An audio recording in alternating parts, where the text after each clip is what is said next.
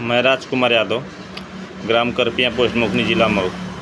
मेरे द्वारा ग्राम विकास कार्यों की जांच मेरे ग्राम सभा की मांगी गई थी, जिसमें जिला स्तरीय जांच कंप्लीट हो चुकी है।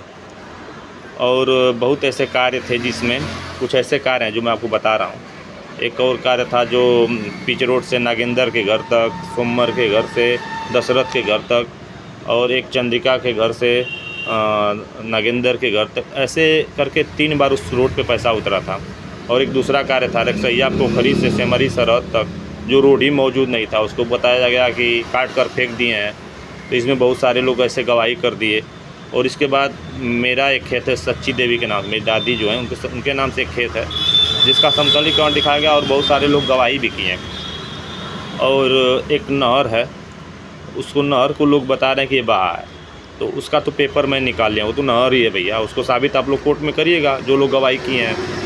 और आप लोग जो लोग गवाही किए हैं उनके लिए एक बात बताना चाहते हैं कि मैं इसकी तलाश किया और इसी जानकारी लिया मैं, तो पता चला कि अगर कोई सरकारी कार्य और उसमें जांच के दौरान अगर कोई फर्जी कार्रवाई करता है, फर्जी कार्रवाई होने के दौरान अगर कोई झूठ बोलता है, तो उसके ऊपर 4 धाराएँ लागू होती हैं।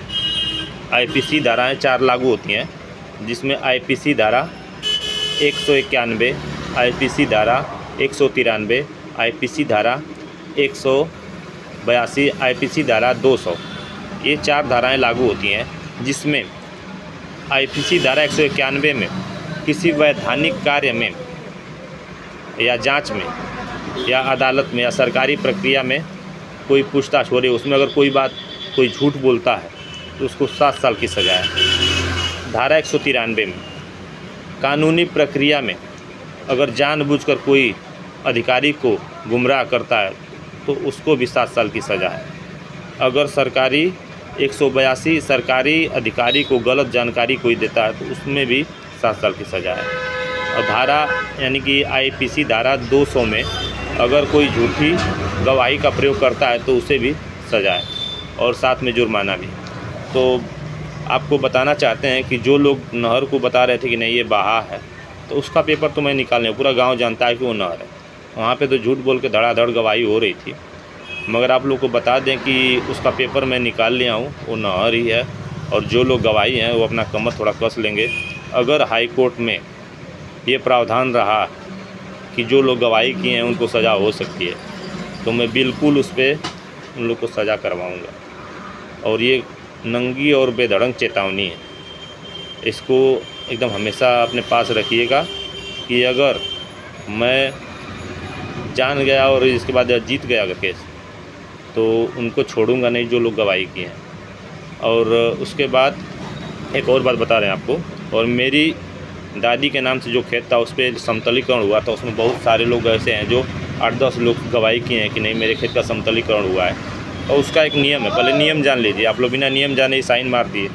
उसका नियम है कि 3 साल उसका प्रति रहेगा, तभी जाके हमारे खेत का समतलीकरण होगा। कोई भी गांव में 50 लोगों के खेत का समतलीकरण हुआ है, लगभग 50 लाख रुपए निकले हैं, और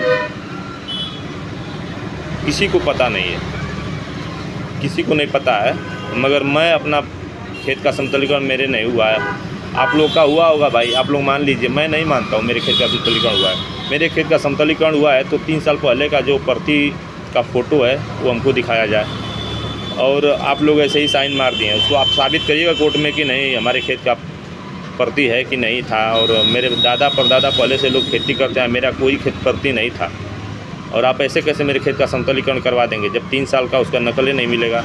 3 साल का नकल होना चाहिए कि मेरा खेत प्रति है, उसका फ़ोटो होना चाहिए, और कार्य होने से पहले का फ़ोटो होना चाहिए, कार्य होते समय का फ़ोटो होना चाहिए, कार्य समाप्त होने के बाद का फ़ोटो होना चाहिए, मेरे घर के परिवार का किसी का आवेदन होना चाहिए, मेरे घर का किसी का सहमति पत्र होना चाहिए कि हम सहमत हैं आपके काम से। कुछ है ही नहीं, और सिर्फ ये कि उनको बोल दिया उनके चाचा के लड़के को पैसा दे दिया। हाँ, किसी का मिला है कि मेरा मिला है, फिर भी आप लोग गवाही किए। तो ये आप लोग अपने एकदम उसमें बैठा लीजिए कि मैं किसी को छोड़ने वाला नहीं हूँ। और रही बात की एक और है, रक्सैया पोखरी पर जो सड़क है वो सड़क फेंकी, आज तक कभी फेंकी ही नहीं गई है, और उसको लोग बोल रहे हैं नहीं फेंकी गई। तो उसको मैं बता दूँ कि सड़क फेंकने से पहले का रोड फ़ोटो सड़क फेंकने के बाद का फ़ोटो, वो भी लोकेशन टाइम डेट के साथ, और कार्य करते समय का फ़ोटो, तो सब एकदम तैयार रखिएगा भैया। मैं एकदम आ रहा हूँ, हाई कोर्ट में आ रहा हूँ, और वहाँ पे अगर प्रावधान रहा कि नहीं, जो लोग गवाह हैं, गवाही जो लोग किए हैं, उन लोग के ऊपर भी ये धाराएँ लागू हो सकती हैं, तो मैं लागू करवाऊँगा। और इसके आगे आप लोग समझिएगा, और उसके लिए धन्यवाद, और कोई बात नहीं है।